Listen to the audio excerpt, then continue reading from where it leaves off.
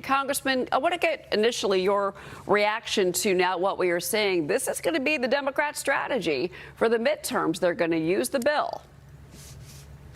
Yeah, they're going to try. But what's going to be interesting is by January of next year, the impacts of this bill, no tax on tips, no tax on manufacturing, all the different permanency of the tax rates that we did in this bill. The American people are going to be seeing that early next year, especially the tax credit we gave for those on Social Security.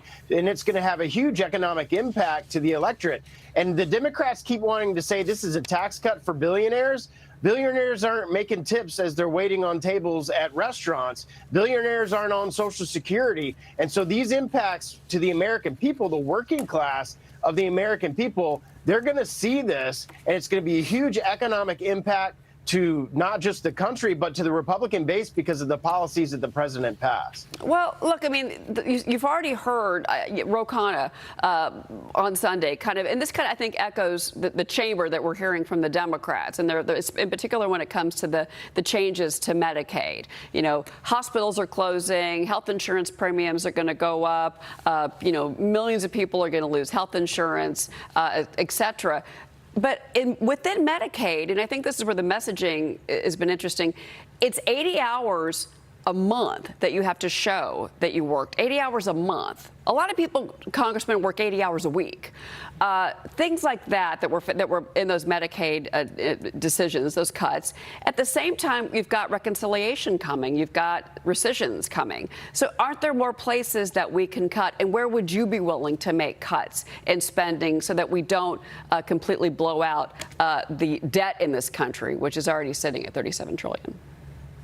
Yeah, I support massive cuts to a whole entirety of government programs that we have. But unfortunately, we have, well, not unfortunately, but we have moderates in our party that obviously can't support the type of cuts that somebody like me would support. I would love to put us on a path in 10 years to a balanced budget.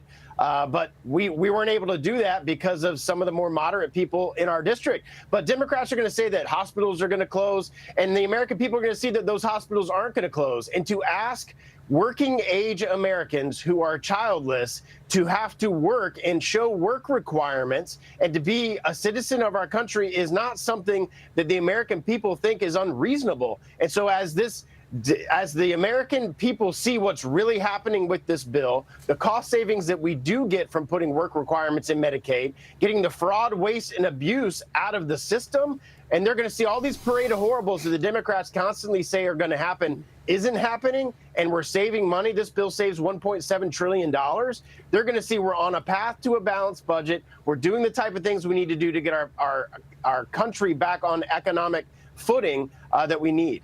Yeah, well, and again, we've had several lawmakers come on the program and say that we're not done. There was more work to do, but we had to make sure that the president's agenda was advanced, in particular extending the 2017 tax cuts, and the bill is now law. Let me move on to some of the events unfolding at the White House last night, because Israeli Prime Minister Benjamin Netanyahu told President Trump yesterday he nominated him for the Nobel Peace Prize, presented the commander-in-chief with the letter that was sent to the committee. Congressman, I want to get your reaction to that, and also kind of what you heard play out in this dinner in front of reporters between Israeli officials and U.S. officials. And we should also add that Mr. Netanyahu is going to be on Capitol Hill today, and maybe you're going to meet with him. You tell me, sir. Yeah, I'm shocked that President Trump didn't win it, the Peace Prize, his first term after negotiating the Abraham Accords. That's a historic agreement between Arab nations and Israel. You have other countries now, like Syria, that's wanting to be a part and having talks about being a part of the Abraham Accords. You've seen what he's done across the country and in the world as it relates to peace. And I think he's absolutely deserving of this. And I think it's very telling that Netanyahu recommended him for this prize. There's a lot of other things that are going into these different countries wanting to be a part of the Abraham Accords. You see what he's doing with Gaza and the Israelis trying to negotiate some type of peace there. So absolutely well deserved. And again, do you plan to meet with Prime Minister Netanyahu? He is going to be making the rounds. He's meeting with the Vice President today, Vice President Vance, as well as Speaker Mike Johnson. Do you think you'll see him? I would love to. We're back in the district. The speaker gave us time after the big, beautiful bill passed, so I'm back in the great state of Florida. But I would love to meet him at some point and talk about the things that we can work together as Republicans in the House to make these type of trade deals across the country. Okay. All right. I guess the background behind you should have given that away to me. All right. So let's talk about Florida since you're home. Florida Governor Ron DeSantis vetoing a study on property tax brought by state senators on how local governments use tax revenues and what would happen if taxes were eliminated or reduced. So the governor says the study was unnecessary and that action should be taken instead of analyzed. Congressman, your reaction to that? Yeah, I agree with them. I vote against consistently up in Washington doing studies to know about things and get results about things that we already know the answers to. The governor has said very clearly that he supports a property tax decrease and eliminating property taxes in the state.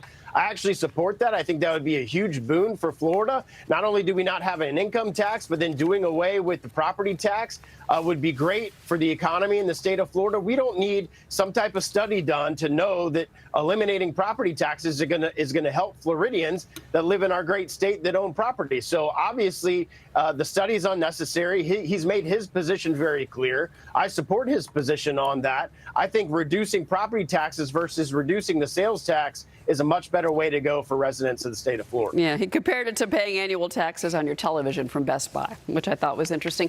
Congressman, you recently introduced the Revitalizing Investment, Savings, and Entrepreneurship Act. It's called RISE. It reduces risk on capital investments in American industries. What's the goal here, sir? Yeah, we're lowering the rate from 24% down to 15%. Just think about as an entrepreneur or investing or even in real estate where you're having to give 25% of the money that you make away and you're not able to reinvest that in your different projects. So this would lower that rate from 24% to 15%.